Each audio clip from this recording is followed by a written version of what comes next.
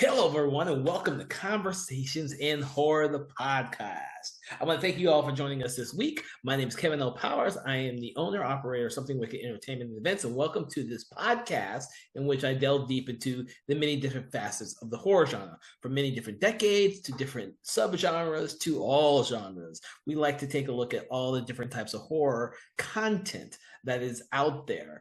One of the mandates of my tenure here for 2025 is to delve deep into stuff that we just didn't touch upon last year, which was our first year of producing the show. That being said, we are dedicating a month to releasing episodes that focus on horror themed comic book movies, and which is odd in and of itself because most people don't consider that there are a lot of horror themed comic book movies, but there are. And we're just going to take a small dip into the pool of this subgenre. And before I get to the title of the movie we're going to talk about today, I actually want to introduce my special guest for the show. That is Philip Ray. I want to thank you, Philip Ray, for joining us on the show this week. Thank you for having me.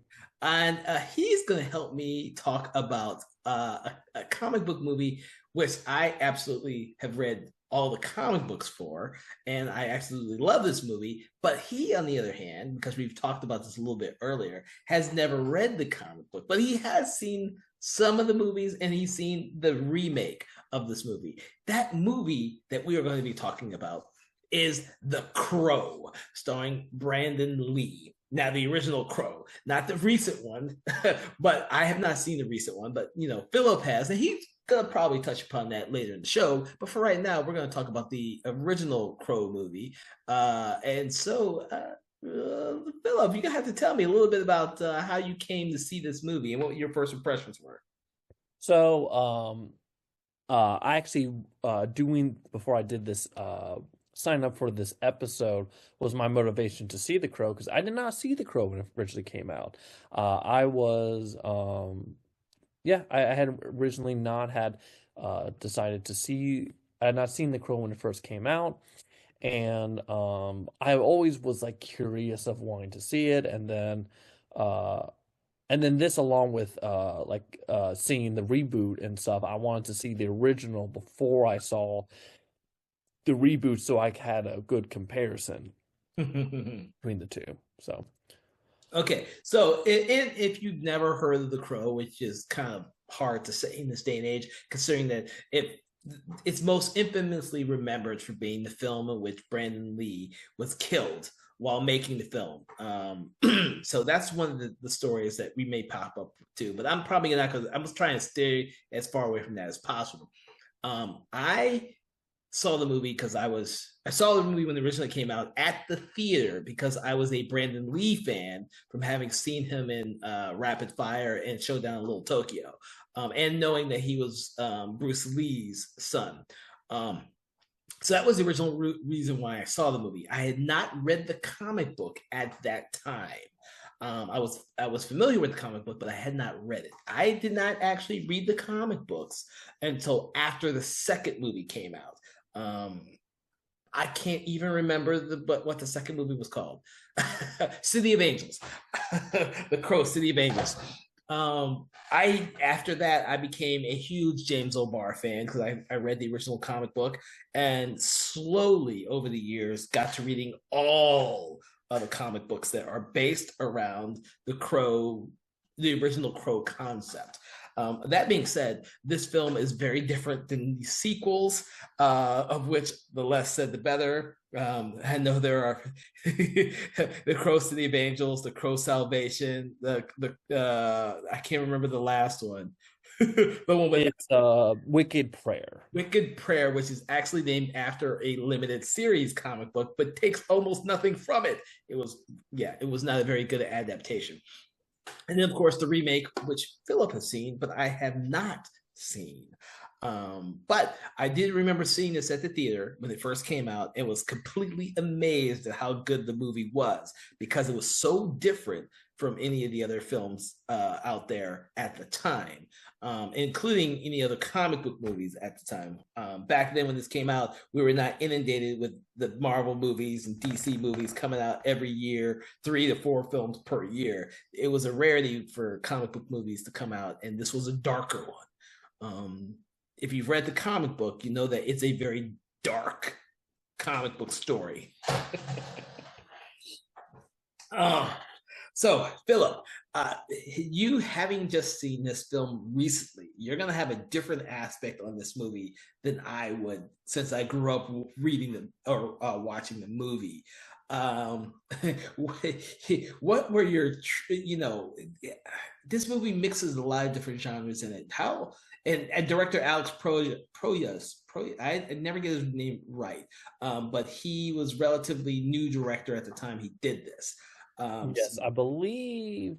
Yeah, this was his second movie. His first movie being a us.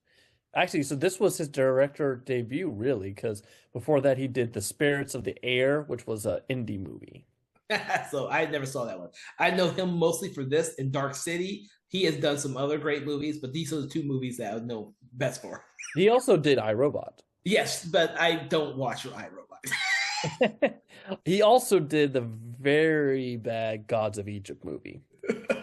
You know what? That was a fun, stupid movie. But he did that musical movie in between that was about the band who thought they were good or horrible, which is funny as shit. I can't remember the name. Oh, he also did The Knowing.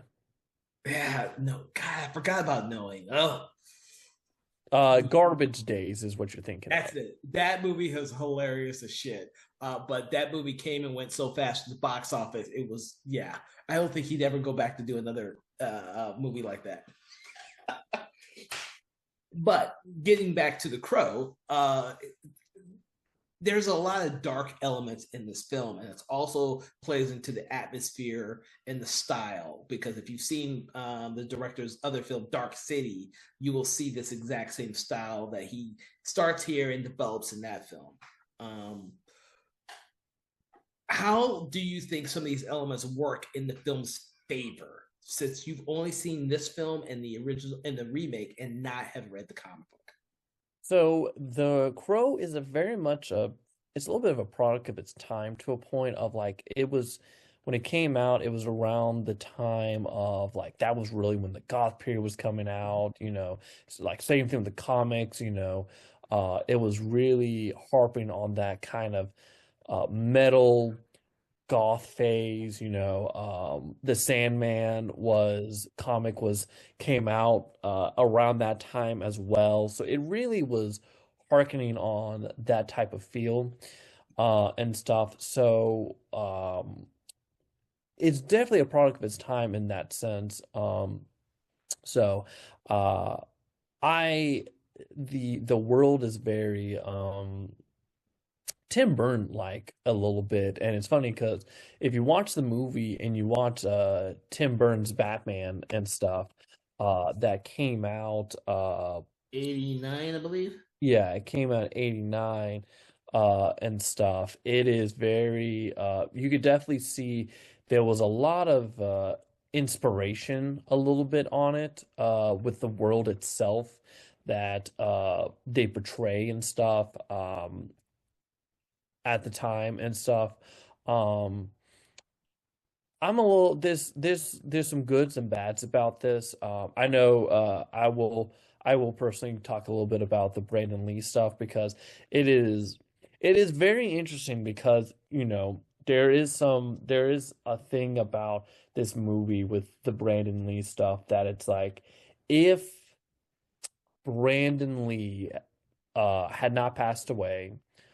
For people who don't know, Brandon Lee, who is also again, he's the son of uh, Bruce Lee, who Bruce Lee tragically died while filming a movie, and same thing, Brandon Lee also tragically died during this movie when a prop gun uh, fatally wounded him and stuff, and during the filming, and they had to basically to do the rest of the movie, they had to use stunt doubles and digital effects to kind of CGI his face in and stuff.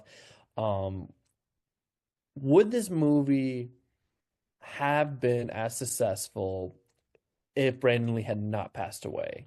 And that's the interesting thing that when I was watching the movie, I had that thought of wanting to look at from that aspect and stuff. And There's a mixture of that. I think there's a mixture of the answer is yes and the answer is no. I do think there's a lot about this movie that's really good. Brandon Lee, again, himself was perfect casting and he really carries the movie. I think there's a lot too with some of the side characters. Ernie Hudson, who plays the sergeant, him and his chemistry with Brandon Lee is really good. And the girl who plays Sarah, the Rochelle Davis, she's great in all of her scenes. And all three of them, I think, are really the heart of the movie. A lot of it, I think they do a well job. But there is a lot of hokiness in this movie. This movie is very hokey and campy at times, especially with the villain and the henchmen. They get really silly a lot of the time. I mean, you've got the villains literally smoking out with eyeballs and stuff. Like it's campy. It's very campy and stuff. And that is something that like is very much and it's a 90s camp. It's very much a 90s camp that I think that a modern day, like watching a modern day, some of that does not really uh transition well at times. But there are some of it that I think but some again a lot of stuff that revolves around the Crow character and stuff. I think all of that is done very well because again the Crow story is he is killed, he and his girlfriend are killed by these gangsters, and he is brought back basically as a spirit of vengeance to a point to get revenge for him and his girlfriend and stuff. And that's a very tragic story, but he's not fully like serious the entire time. Like there's a lot of playfulness in Brandon Lee's portrayal of the Crow, and that kind of campiness I think works well with the movie. It's a lot. I will say probably the weakest part I found in the movie was the villain's campiness with it. Um, but I do think there is a lot of this movie that is good, and I think a lot of that comes into your lead three being the Crow, the Sergeant, and the little girl Sarah. So that's what it's interesting that you say that. Mostly because when the movie originally came out, it was a rated R film. It was darker than most any of the other earlier comic book movies at the time, and like Batman, it did emulate the fact that you're in an unnamed city in this unnamed time period, and they're not celebrating Halloween; they're celebrating Devil's Night. It's a very dark comic book. And the fact that you're seeing it now is so interesting to me because you call it camp, but it was definitely not camp in '94 when this movie came out at all. This was darker than anything any of the other people had ever seen at the time. And whether or not Brandon Lee died or not, I think this film still would have been popular because that's what people wanted at the time. It's kind of like watching the remake now. Is people want to know a lot more about, from what I've been told, a lot more about everything that happens before he dies. Eric Draven dies. They want to know more about him, but the comic book doesn't give you those details. They're parceled through as flashbacks for a reason. It's like it starts you off right in the medias res, right in the middle of everything happening on it. You have to catch up with Eric Draven's character, who has not lost his humanity, which is why he treats the Sarah character the way he does. But he also is a spirit of vengeance, kind of like Ghost Rider. If Ghost Rider had been made in the '90s like this was, you would have a very, very similar thing because the Ghost Rider comic book at the time with the Danny Ketch character had the same look and feeling as the Crow character because that's what people liked in those darker characters. Now we call it, everyone calls it goth, and it's something that's passe now, and you think, oh, it's goth, it's passe. I guarantee you, when James O'Barr wrote the original Crow, he wasn't thinking of God. He wrote. It's kind of like watching Hellraiser by Clive Barker when he directed that. He wasn't thinking necessarily, oh, it's gonna have to be S&M. He's thinking it has to be risque. It's a version of hell and sex and violence, and that's what he was bringing to it. But nowadays, you watch Hellraiser, and the first thing that comes to mind is there's a lot of S&M type of imagery in there. I think it's very important to look at it like you do, because you're right. As popular as this movie was when it came out, its history has been marred by the sequels that came after it. They want, because this one made so much money, was so popular when it came out, they wanted to make a quick sequel, which is what they did with City of Angels. And then after that, that one did okay. Didn't do like bang up business. They did the third movie, which kind of went straight to video almost. It was almost disappeared. I think that's the one with Eric Mabius and Kirsten Dunst before she really hit it big. And then, of course, The Wicked Prayer had Edward Furlong in it and David Boreanaz before he became huge and big. And so you have all these different types of actors that they tried to elevate The Crow because the comic books were so different. James O'Barr created different stories based around all this stuff. And I mean, you're very curious to see how the remake does it. But the ideal of The Crow, and he's just a spirit of vengeance, the comic books are very simple. They're very simple. They're all about mood, atmosphere. And I think that's what David Proyas brings to this movie is a lot of mood and atmosphere to it.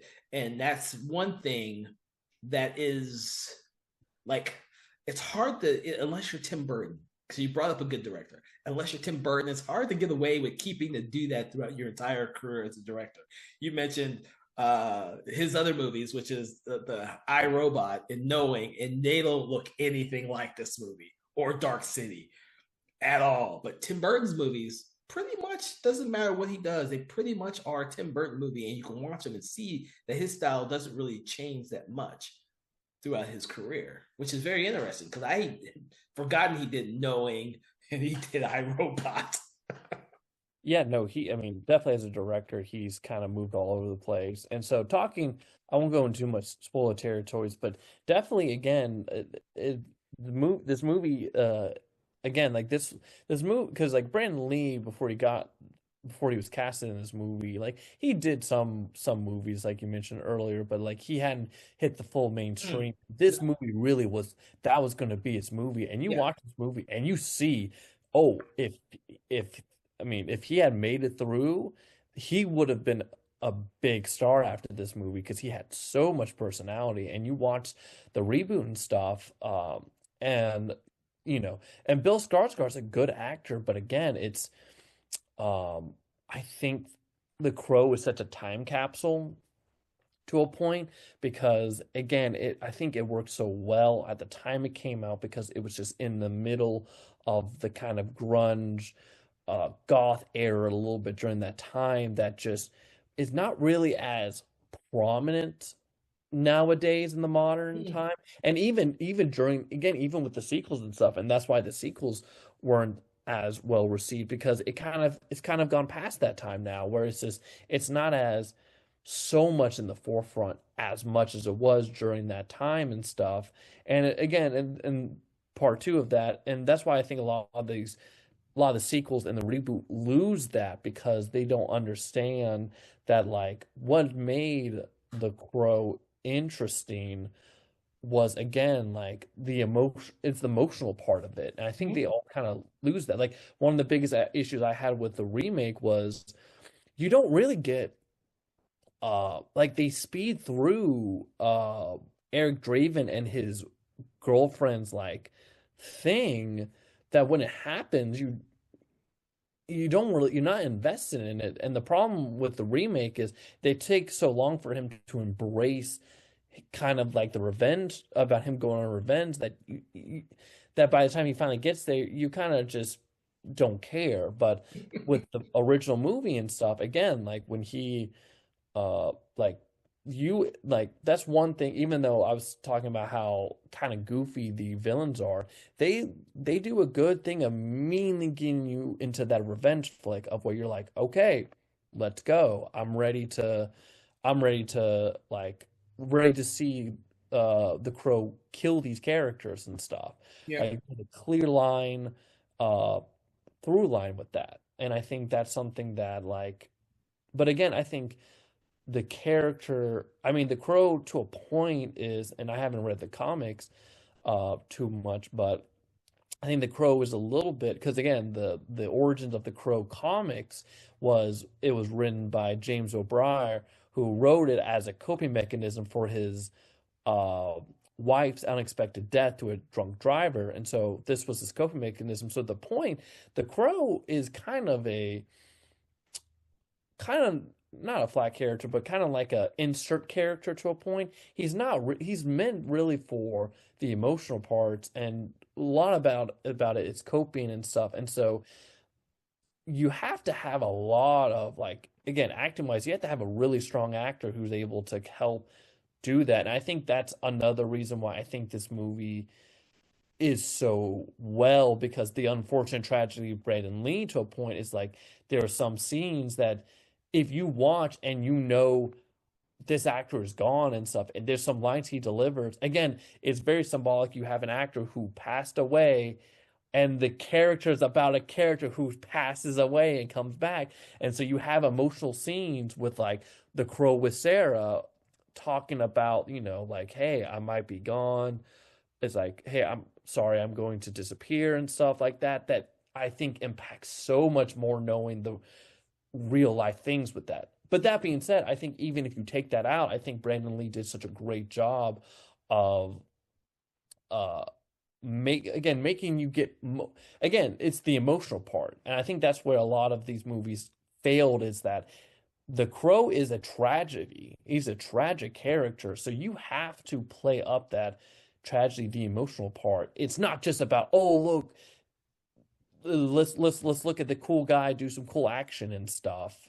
Like, you look at a lot of the Taken movies, Mhm. uh anything Jason Statham does nowadays, it's the revenge flicks. And the problem is like you're just seeing a character go and kill other people and you don't really care. The difference between that kind of character and the Crow character is there's a lot of emotion with the Crow character because of the fact that it's, again, it was meant to be a coping mechanism for the author, and to us as the audience watching this movie is a coping mechanism knowing this good actor is gone. But also it's a coping mechanism about just a tragic character that, again, because I think if it wasn't for uh how good Brandon Lee was able to portray it, and also again how good Ernie Hudson and the actress who plays Sarah, Rosha Davis, like were able to play off scenes with them. I think the movie wouldn't have been strong if you take those characters. If this movie was a pure revenge flick and you didn't have the Sarah character, I don't think this movie would have been as strong. No, the Sarah character you have to have in there because that's the only person from his previous life that he could connect with. Like those scenes with her and those scenes where he's playing his music alone on the rooftop. Those things are the human scenes that you see in between everyone dying or before he becomes a spirit of vengeance, so to speak. It gives more weight to the fact that this guy is essentially a vigilante who's killing people, and the opposite of Batman, who goes after people but doesn't kill them. You have to have those scenes in there because those are the only way the audience can actually empathize with the main character. Plus, we all know he's already dead, and he eventually will die again. Like he's not supposed to survive after this.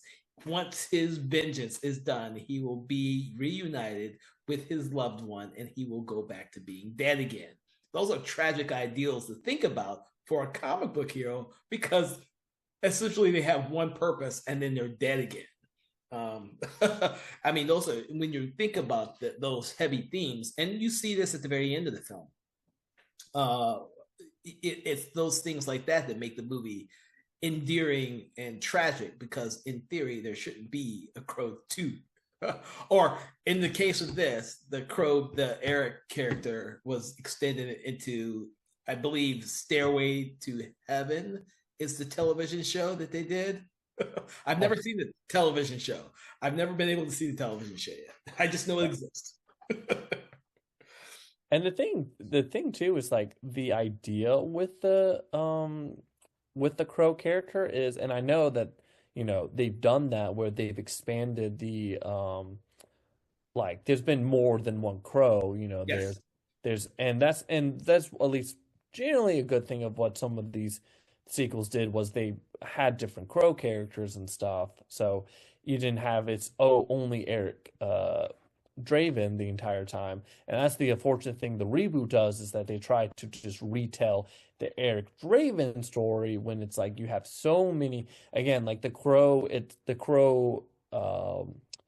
character has had many different carriers and stuff.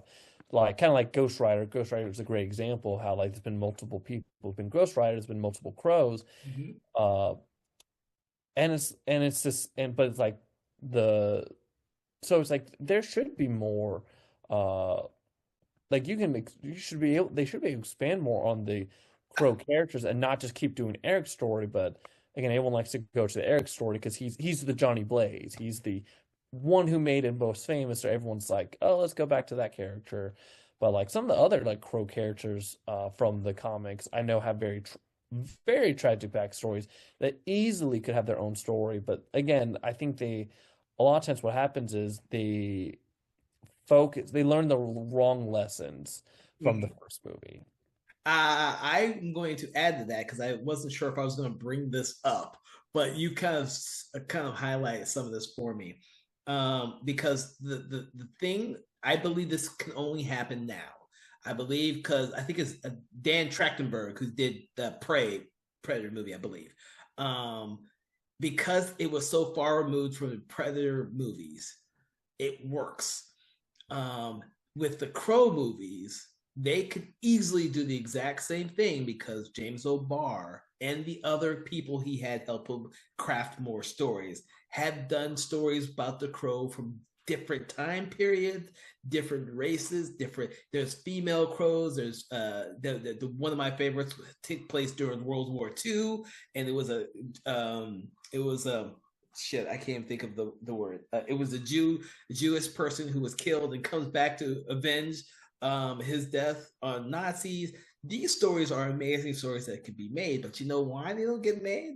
Because studios want to rely on the tried and true, and they don't want to do period films.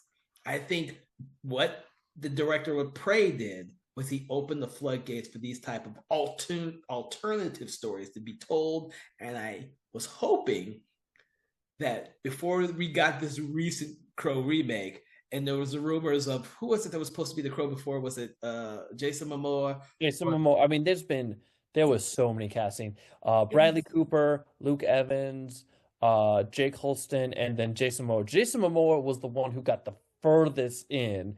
They had a lot. They again, you can look online. You can find pictures of Jason Momoa in the makeup and stuff. And again, I think he would have been a fantastic choice. Bill yeah. Skarsgård's okay, but Jason Momoa should have definitely have been the Crow. Well, if they had done Wicked Prayer like the comic book, it would have been a female Crow. They could have gone with that, but they've kind of stayed with the tried and true and never deviated, thinking that that's what people want to watch.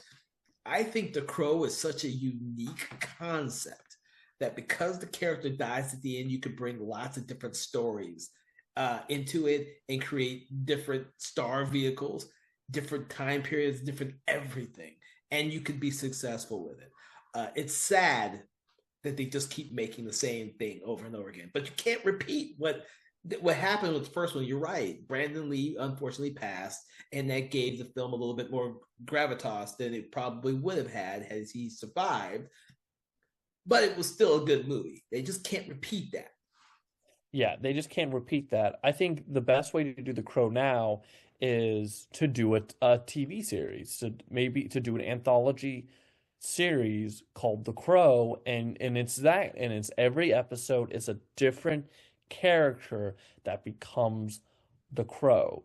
and I think I'm sorry, Kevin, I'm gonna do this to you, and this is gonna date when this is recorded. No. Today they released a Predator. Yeah, I Hulu, saw. yeah, they announced they're doing a Predator. Basically, it looks like an anthology to a point where you're seeing the Predators. It's everything the Predator fans have wanted. They wanted Predators in different time periods, Mhm. fighting different people, and that's what all the Predator fans have been wanting. And that's something The Crow should do. That is the best way to continue on with the Crow IP is to do that. Have an anthology you where you again you cover these different characters as they become the Crow and stuff, and that's how you do, and that's the best way to do it nowadays, to properly adapt the source material. Yeah, no, I agree with you in there. I was always since I've read every Crow comic book, I've seen all the different types of stuff that James LeBar and his cast of other creators have created, and they've come up with some really cool shit. But it's a mixed opportunity because, like you said, they go back to Eric Draven's story because that's the IP that they own. I do not. I think no, City of Angels was became an adapted comic book. It was not originally a comic book, and then of course Salvation was never anything that I'm aware of. And Wicked Prayer, like I said, was based or inspired by a comic book with a Native American female. I think she was pregnant, so she was avenging her unborn child and herself, which I thought was a really fucking cool concept, but gets lost in that movie because they changed it to a male guy who just dates a Native American. I was like, you're like, fuck shit. um, I think there's fear back then when these movies were being made, because comic book movies weren't popular. Horror, and they got less horrifying with each subsequent sequel. There's less, like this first one. There's a lot of horror elements in it. It looks like a horror movie. It's rated R. It goes that way. It gets less with each one of the subsequent films to where it's almost a caricature of the first film. Same story, different characters, but they don't really expand on anything. So they become like a copy of a copy of a copy. Worse returns as they go. Um, and that's sad because horror fans really dug this movie. This movie was hugely popular, not just with general audiences, but horror fans, goth people, and everyone else in between. This movie kind of helped, bridge a big, huge divide between audiences. Not only because of the fact that Brandon Lee passed away and everyone was curious, but it genuinely was a really good movie. And I think you hit upon it when you said that it's because of Brandon Lee's character's relationship with the other characters. There's those quiet moments in this movie when he has with the Ernie Hudson's cop and with Sarah that humanizes him. Whereas in the other movies, you have those scenes, but they don't really ring true, I guess is the best way of putting it.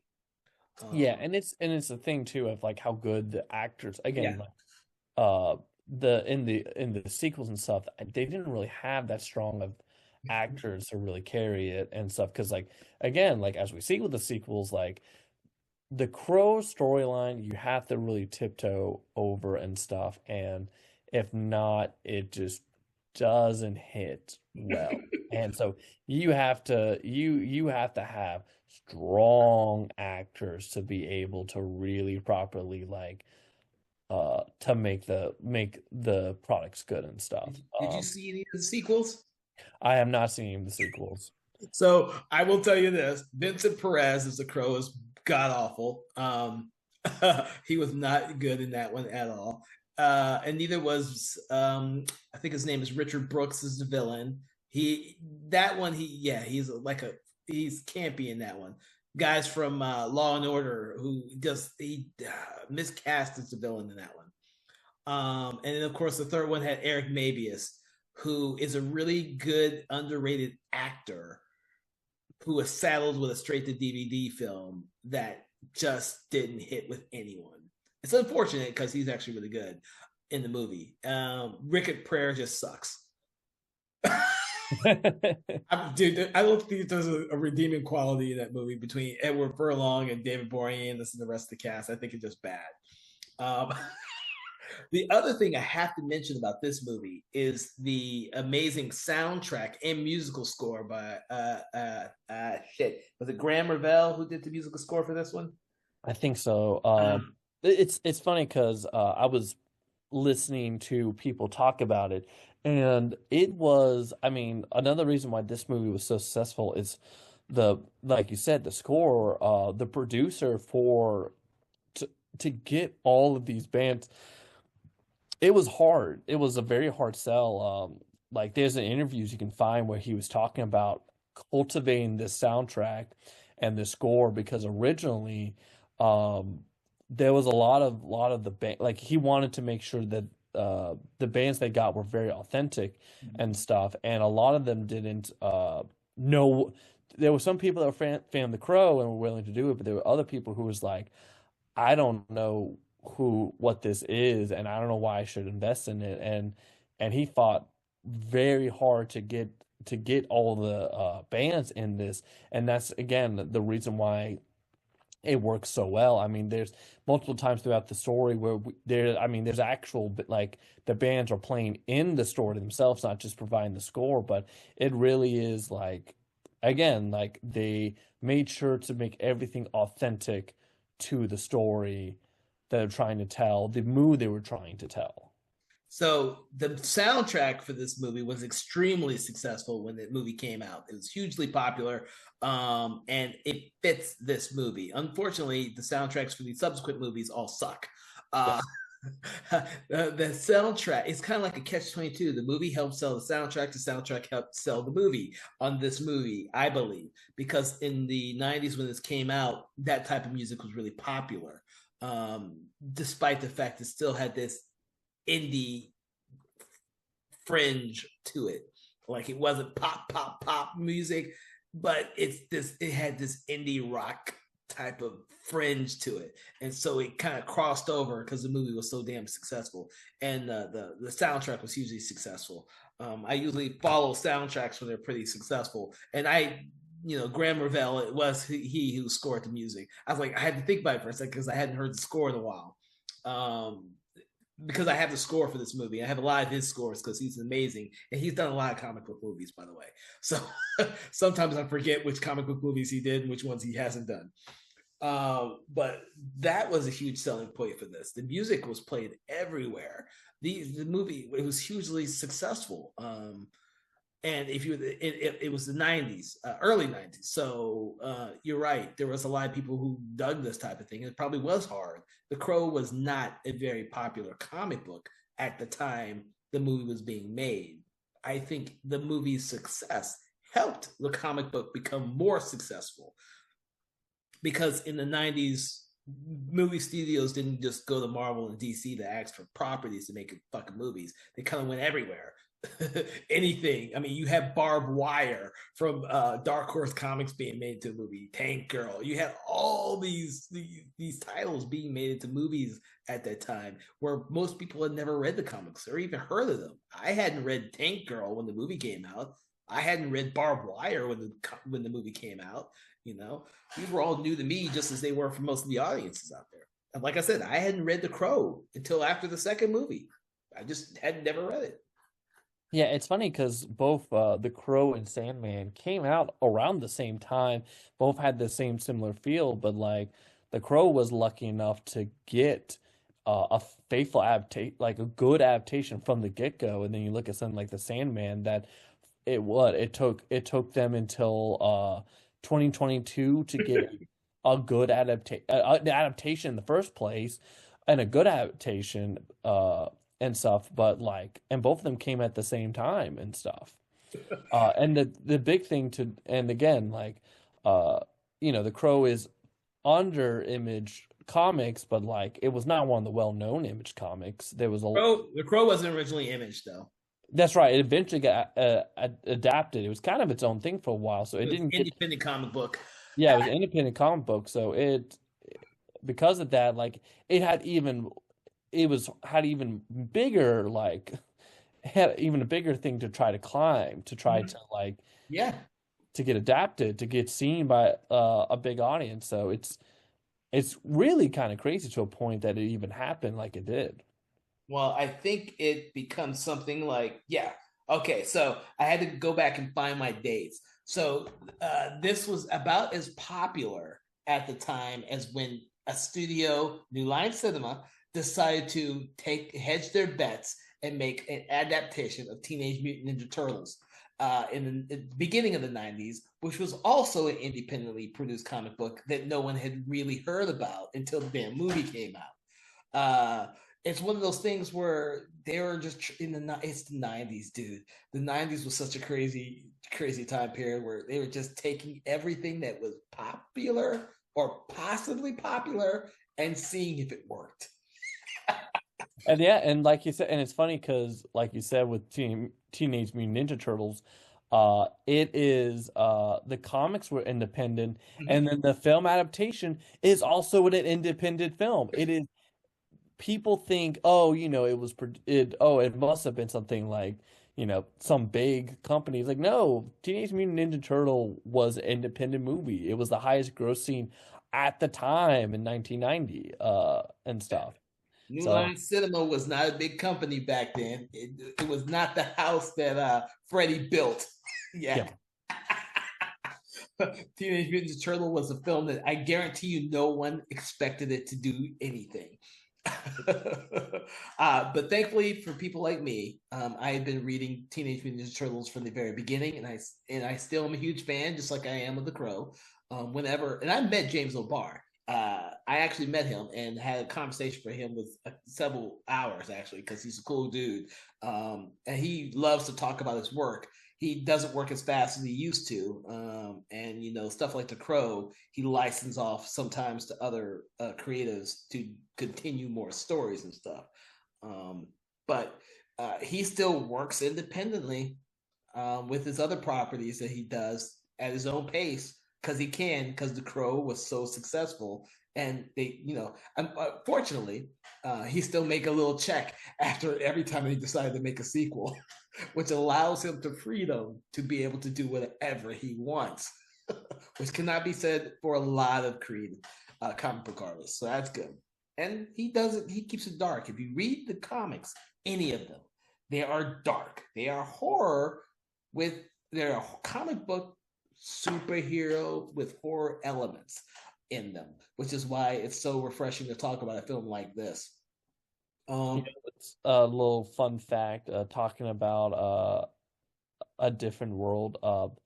When James O'Barr was first, you know, dealing with the potential adaptation of the story, the first script he was handed to him was for this to be adapted as a musical with Michael Jackson being playing the Crow. Dang. Ay, ay, ay. Uh, yeah, he very quickly was like, "No, I'm not gonna do that." Those are people who just don't understand the material when it comes out, uh, which is fine because I see that as the same people who decided that it was a good idea to do a movie based on the Superman character Steel, but not actually use the origin story of the character from the comic books because it's Shaquille O'Neal. The less said about that superhero movie, the better. It's god awful. Thankfully, I've only ever seen it once and never bothered to watch it again. And that is not a movie, thankfully, a horror movie we will ever be revisiting here, guys, girls out there listening to the podcast. Uh, It is horror, but not in a sense of the conventional sense of a horror movie. It's a horror to watch it. yeah, but like I said, I can't remember when that movie came out, but they, they were. I wouldn't be surprised they came out after uh, Spawn and Yeah, Blade. so Steel came out the same year Spawn did. Them trying to come up with more African American themed superhero movies because some of these were hits. Like, Blade was huge because Wesley Snipes was in it, and of course, they thought that Shaquille O'Neal was going to be the next big star. He had like 2 or 3 movies, and Steel was one of them, and it was god awful. Hmm. So yeah, I mean, Crow was one of the. If you think about it, yeah, I mean, if you think about it too, with Tim Burton's Batman and stuff, that came out. Uh, I have to wonder too a little bit of how if the Tim Burton's Batman had some influence too on the Crow a little bit on at least in the sense of or what helped like the Batman kind of helped walk so the Crow could run a little bit in the sense of getting a gothic kind of character because originally Batman was not a gothic character, but Tim Burton's interpretation of Batman was a little more gothic, and so I'm it's kind of interesting to think about that, if Batman potentially opened the door a little bit for the Crow to kind of walk a little bit more for to be able to do a more gothic character. I mean, and again, the fact that the movie is rated R2 is pretty unheard of. And again, it was a financial success too. Like, uh, unlike some of the other ones we just talked about with like Steel and Spawn. Well, Spawn was a financial success. Mm-hmm. But again, even Spawn, that was a PG-13 versus, The Crow, which was rated R, and again, they were able to make its money. It was a financial success and stuff that really you wouldn't think so at that time. The take that type of risk in so many ways. Yeah, the 90s were a weird time period. You had regular horror films that were being watered down. The slasher genre became less effective because it was getting watered down. But then you had films like this coming out, which could be rated R because they weren't considered really horror movies. But then again, they were not really considered superhero movies either because most people didn't realize it was based on a comic book. I know when I saw The Crow at the theater, I know I knew of the comic book, never read it, but none of my friends knew it was a comic book. They just saw it as a Brandon Lee cool ass fucking movie. um, so it's one of those things where when you watch these movies, you kind of wonder what the mentality was for audiences back then. I wanted to look up something real quick while we're talking, but one of the things that I had to think about was yes, it came out in '89, which was the first version of the Punisher with Dolph Lundgren, which did not do well. But then he also was not trying to sell it as a comic book movie either. He doesn't wear the suit. He doesn't really go by the name. He doesn't do any of that stuff. He goes by, I think he's Frank Castle though. But they tried as hard as possible not to sell it as a comic book movie. And of course, there are people out there who remember the original 1990 Captain America film that was supposed to go to the theater, but was considered that it was so bad that they just dumped it to the television eventually. I can't remember when it was actually officially released, but I do remember that after Batman was released, they had the posters for Captain America at the theater. Said, I think either summer or coming soon or something. I don't remember exactly what it said, but Batman was so huge that everyone wanted to jump on the bandwagon to come up with the next big comic book movie. But when you're looking at Batman and telling audiences about Batman, Tim Burton was trying to erase the ideal of the television campy Batman show, because that's what most people knew about Batman. And he made it as dark and brooding as he possibly could without it going too far in the horror territory. Um, and then you have stuff like this one, and you have Teenage Mutant Ninja Turtles, which was popular by accident because after that first movie, they didn't go dark with any of the other movies. They lightened that shit up. They realized kids were watching this shit. It's like, oh shit, we gotta make this lighter. Yeah, because also at that time they were like, oh well, let's go, it became the fad of the toys. We Mm-hmm. want to The we toys, want the to start cartoon, selling. and all that type of stuff. Kids Yeah. were into this stuff, and they were like, "Whoa, whoa, whoa, let's hold it back a little bit." I mean, that's what's funny about stuff like during this time, like Rambo, RoboCop, like even though the original movies were rated R, they were they started trying to like kidify a little bit so they can get, so you can have the kids playing with the RoboCop, and it's very funny.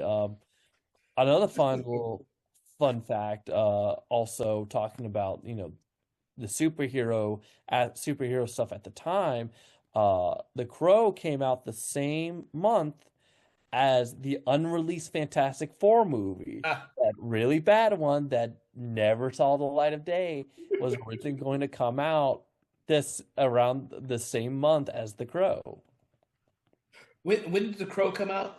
The Crow came out in May 13th of 1994. So, Okay, so also that came out that also had the same aesthetic as this. Another comic book movie was The Shadow, which I guarantee you no one fucking remembers The Shadow, with Alec Baldwin in it. That came out the exact same fucking year, and that was very deep in this darker type of mentality. And I remember that because I always thought that movie was horrible. I thought some of the stuff in it was kind of cool, but I thought it was horrible. And in another indie title was The Shadow. Very old. They thought that people who actually remember the original Shadow was going to go see this. Kids were going to see this, and no kids remembered who the fuck the Shadow was. The Shadow was so far removed from the rest of them. And then, of course, my last movie I'm going to add here is another forgotten movie, which is The Phantom from '96, which tried to lighten everything up instead of making it as swashbuckling and dark as the original comic book were. I always found that movie hilarious. I don't think that anyone knew what type of movies was going to hit with audiences.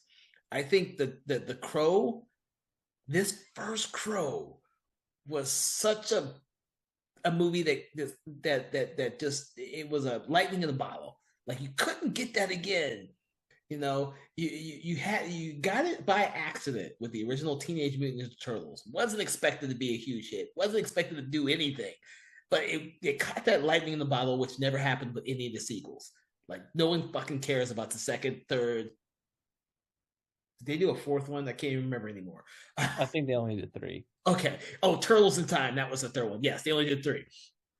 But no one remembers any of that shit. They only remember the first one. And they never have gone back to that darkness the first one had.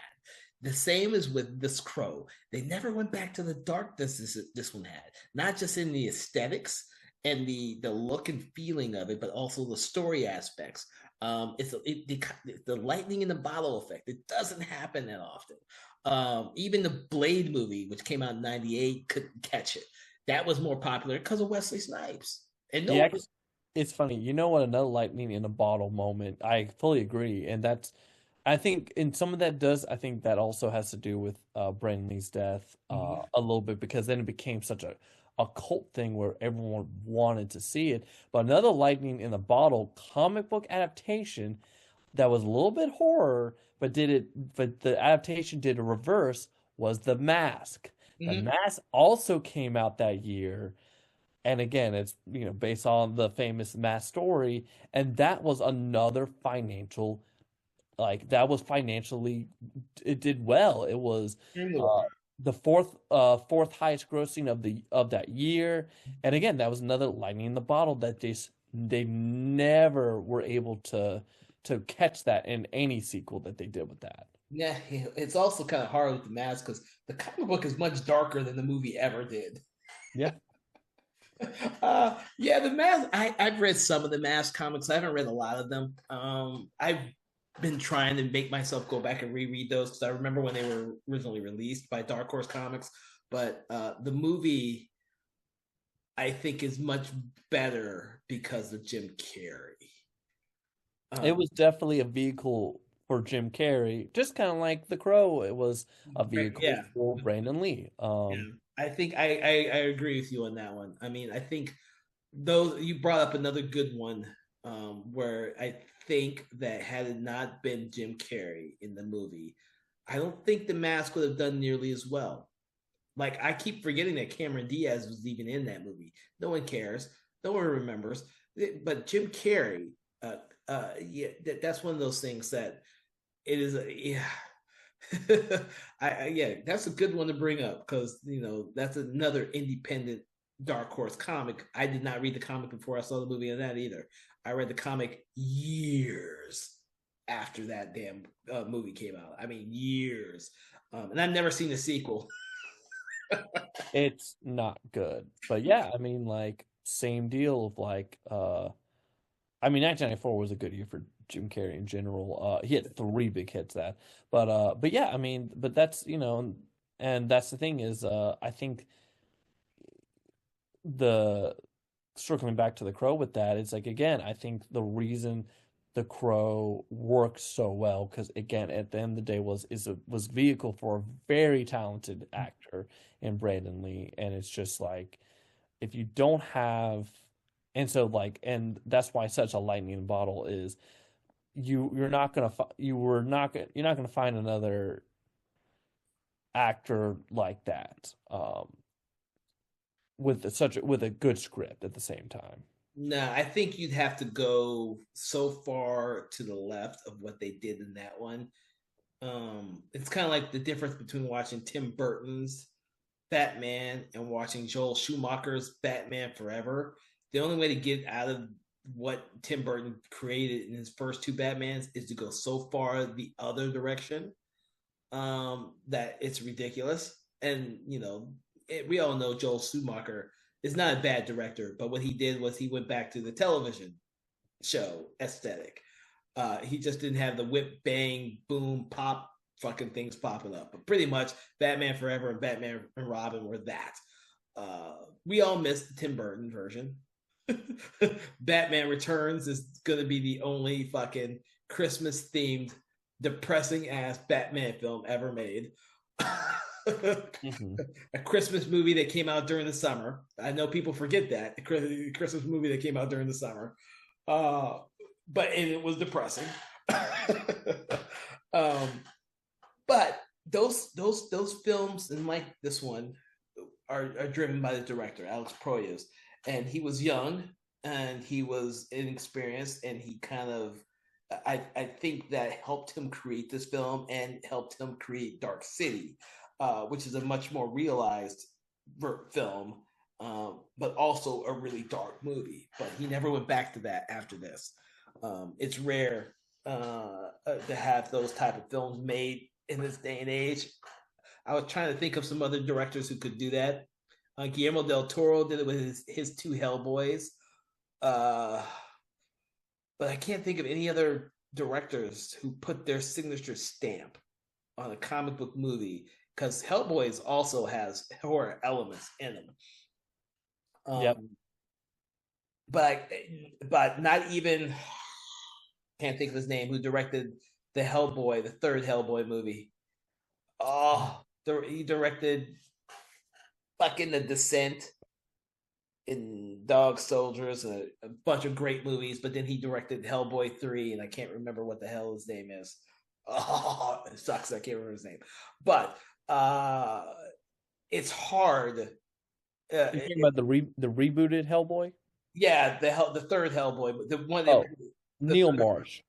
Neil Marsh, Neil Marshall. Yeah, he did. He has a great style with his movies. Doomsday, The Descent, all these movies that he's done, and yet he couldn't figure out Hellboy. Which Well, and I think that also has a lot to say too of like, I think um there was a little bit of, you look at the Marvel movies today and stuff, and there was, and now, the I think that was an issue also that came about with the remake of The Crow, was now it just feels like there's a lot of studio interference. There's a certain way they want things to go and stuff. You see that all the time with the Marvel movies. There's not a lot of creativity, but I think back then in the 90s and stuff, you had stuff like Spawn, you had stuff like The Mask, you had stuff like The Crow, that all feels different. And I think that's because back then the studios, it feels like they gave the directors like an actual ability to do stuff, like, because comic books hadn't hit that like really popular. Like we got a little bit of that. We've seen examples with that, like with Batman again, like Tim Burton was able to do what he wanted to do and with no interference. And then we get into the sequels, and then the studio goes, "Oh, this is making money," and then they taint it and stuff. But there's a lot. I think that's what's sad to say a lot with some of these early stuff was, you know, the studios didn't know what if it was going to be successful or not, so they didn't really put their hands in the pie, and that really allowed the directors to put in their signatures into Mhm. it. Yeah. No, no, I agree. I agree 100%. I think if anything about these 90s superhero movies is that there was such a variety in the types of movies we were being offered. And it's a shame that we don't have that now.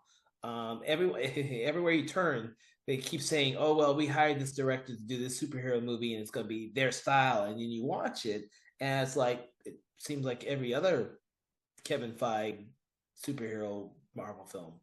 I Yeah. don't see a signature style in anything. It's kind of like people who say the Russos do an amazing job, and I'm like, they do a good job, but all their movies feel just like any other Marvel movie, and all their movies outside of Marvel feel just like any other Marvel movie. I don't see a style that differentiates their movies from anyone else's movies. Um, and I've watched a lot of Russo brothers movies, and I'm like, I don't see a style. They've done their most prominent films for Marvel. They've taken that style and applied it to what they do now. It doesn't make they're not Martin Scorsese. You watch a Martin Scorsese film and you know you're watching a Martin Scorsese film. You know, he could be doing a movie like Silence, Flower, or The Irishman, and you could still see the difference, the movie from each movie, but they're still his movies. I don't see that. And we're in a time now where every film, these comic book movies and these movies designed to be huge blockbusters all feel the same. It's unfortunate. The 90s was a great time to explore different things for superhero movies. We as horror fans got our version of a superhero movie. I can't think of a superhero movie in the last 10 years that actually would appeal to most horror fans. Yeah, there's not really Not even Werewolf by Night. I think Werewolf by Night is still mainstream. I don't think that. yeah, there's not. I mean, I think the closest and it's not even horror really. I mean, I guess like closest might be like the sand like what we've seen in the television side of things, stuff like The Boys and Invincible and the Sandman. Like again, the Sandman finally got a proper adaptation on Netflix, and like I watched it, and it's great. It's beautiful. It was really it's not fully horror, but it It, is. Sandman's not horror. Sandman's fantasy. It's not. Yeah. But I think the closest we're going to get is the one movie that isn't even based on the comic book, and that was Brightburn. I think Yeah. the closest we got is Brightburn, and that's not based on the comic book. Nope. All right. So, Philip, any final words on The Crow? Yeah, I mean basically it is a product of its time. It's lightning in the bottle. It's not, again, as the remake clearly showed, which everyone kind of knew was going to happen, is you can't really recreate it. And I think a lot of that, I think this movie will always be uh, mystified a little bit because of the death of Brandon Lee, and you can't as much, and you can't really separate the two. And I think it does accentuate the movie a lot. The movie's good regardless of it, but I think that definitely, like, again, that kind of puts that really kind of full circles the movie a lot of sense.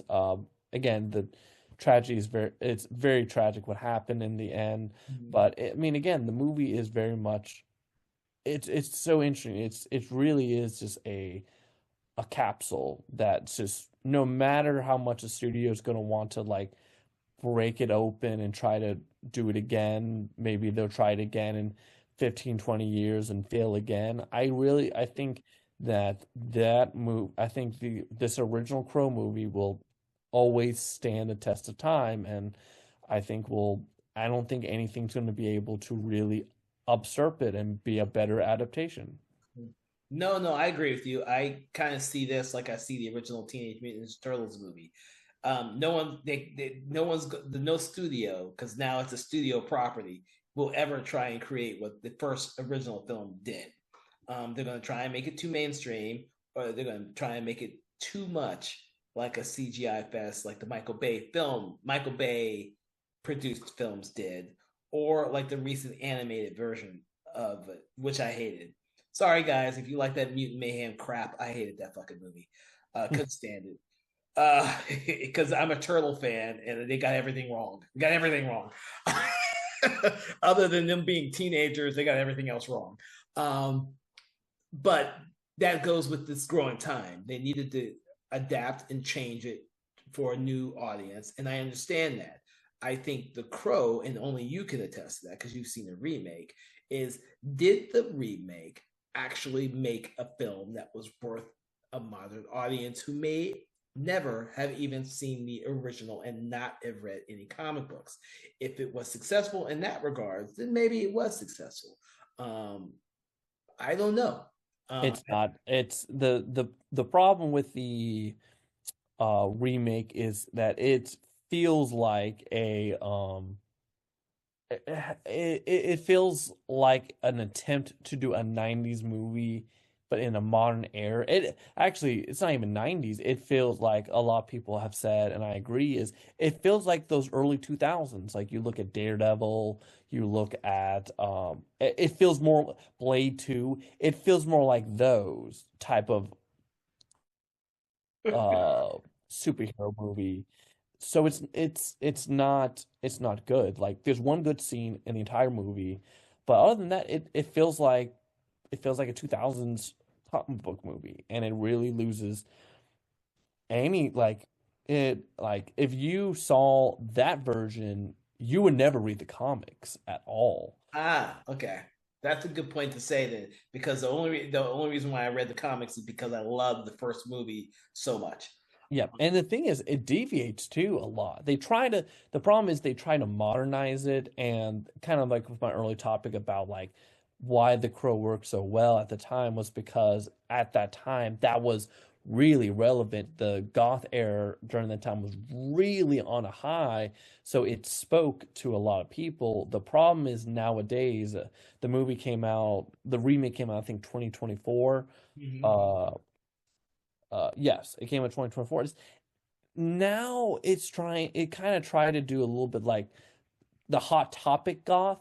It's the joke I made when I was watching it. It's like it's trying to be the Hot Topic goth, and the problem is that's not as relevant nowadays. It's not as high. It's not as, like, we talked again about the original Crow's soundtrack being so good and taking the relevant bands of that time. And then you watch this Crow. I mean, you watch the trailer and you've got Post Malone. So it's like that's not so it's like, okay, what demographic are you trying to hit? It's like you're trying to do a rap, you're trying to do like again, the soundtrack is all over the place. It's not really trying to really settle on anything relevant. So it's just not again, it didn't know what it wanted to do. I'll say this. I'll say this, and this will probably get me some slack for saying this, but if I would, me being the African American, if I was to do a Crow film, I would definitely do a Crow film that took place during the Jim Crow South days, and you have a Crow who was hanged, and he comes back for vengeance against the people who hanged him. That would be a story no one's ever told anywhere, and it would be something different and relevant, and you just build into those themes and you can come up with something really fucking cool. That's what I think The Crow needs. Like I said, the World War II one with the Nazis and the Jews, that comic book was fucking amazing. Or the one about the pregnant woman who is avenging her unborn child and her own death. Well, actually, no, she's avenging the soul of her unborn child, not her own death. That's what makes this one so interesting, because she's not doing both of them. She's doing the unborn child's death. And I thought that was cool. that's a different story. And that's even relevant to today's time because of all of the whole abortion thing and everything else that's going on in the world right now. That would be something relevant for today's audience to make it even more chilling and interesting. Oh That's yeah, there's a Crow. They did a Crow adaptations called the Lazarus Heart, where in that story it revolves around homophobia and transphobia and stuff. Again, like that's the thing you can adapt today because it's very relevant today and stuff. Like the good thing with the Crow, and I loved your premise with that is, and that's the thing with the Crow, is that the whole idea, I mean, it really writes itself. So, but again, you get the problem with studios of being like, oh, let's focus on what was successful instead of focusing on the ideal of it. maybe I will write that whole slave one. That sounds like I can get away with that. Oh, I It's could. sad that like the thing that really continued to propel the Crow into relevance is the wrestler Sting, like doing the Crow makeup for the longest time after the Crow. That was what really kept the Crow continuing on the mainstream for the longest time after it, for a while at least. Yeah, that was the other thing that the I hate to say, I'm gonna add this one last thing before we head towards the end now. But the remake, the makeup for Skarsgård when he's a crow looked very bland and Yes. very non-distinct. And I was like, huh. Like in the comic book, the stuff the way they put everything on their face, because each crow is different, is a part of their personality. And that's the other thing I liked about the Native American one, because she put her tattoo on here that was very relevant to her Native American heritage, and I thought that's fucking cool. That stuff that's part of the story. It's the cool shit, and I just didn't see much with the Bill Skarsgård character one. It just looked bland to me. So Yeah, it very much, again, it read too much of like the Jared Leto a little bit, Jared Leto Joker type, the Juggalo type deal that again, and that character is not, it's not that in the story, so it's just like, yeah, it's not the best. Again, I think yeah, not the all best right, interpretation. all right, Philip. All right, so we've been scoring our movies. That's the new thing we're gonna do now. From 1 to 5 being one being a very poor movie to five being an excellent movie. Where on our scale do you place The Crow? Um, for me, it's a little tough. I think I personally would put it as I would put it as a 4. Uh, I think the movie's really good. Again, I do think that kind of the campiness a little bit with the villains gets a little hokey at times, at least for me. But again, the heart, and they take a lot of the movie too, unfortunately. But the heart moments with Brandon Lee and the Sergeant and the Sarah character helps really elevate it and stuff. And it's something that, like, if you haven't seen it, I definitely recommend seeing it. Mm-hmm. So I'm going to rate it 4.5. I almost would do a 5, but you'd have to understand the mentality I was when I saw this as a kid. Um, and the fact I probably saw this 20, 30 times. I've not seen this movie in years. I've not.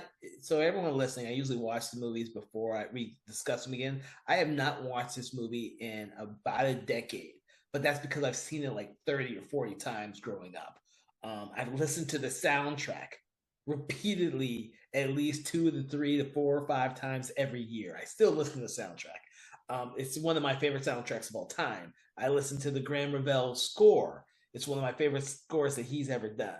Like these are things that have influenced me my entire adult life growing up from having seen the original movie. Had the movie not come out and me not loved it so much, I would have never read all the comic books. Would have never had the chance to meet James O'Barr and sit down with him and discuss his work, his career, and stuff. This was a very influential movie for me. So it's fun for me to listen to someone like Philip, who is just now watching it for the first time because he doesn't have that history for the film like I do. So I give it a 4.5. The only reason why I don't give it a 5 is because I think, like a Godzilla movie with me, I think my experience and my general love of this kind of clouds my critical thinking of it. This is like Evil Dead 2 or Army of Darkness. I give those movies such high regards, but knowing that they're guilty pleasures and films I can watch and rewatch a billion times and never get bored. They may not be the greatest critical movies, but they're movies that I honestly have seen more times than anyone ever should see those movies. With that, I want to thank you, Philip, for joining us on Conversations of Horror to discuss The Crow. It's been very interesting discussing this movie, especially because we come to it from two different paths. I always love to discuss movies like that because it gives our audience an idea of sometimes when I've seen the movie when it very first comes out versus someone who's didn't see it until recently. And there is this is what 30 years ago, 30 years now. Yeah. In between these movies, 30 plus years in between these movies. So yeah, there's a huge difference in when I originally saw the theater and when you're just now watching it. So with that, for everyone out there, I hope you've enjoyed this conversation in horror.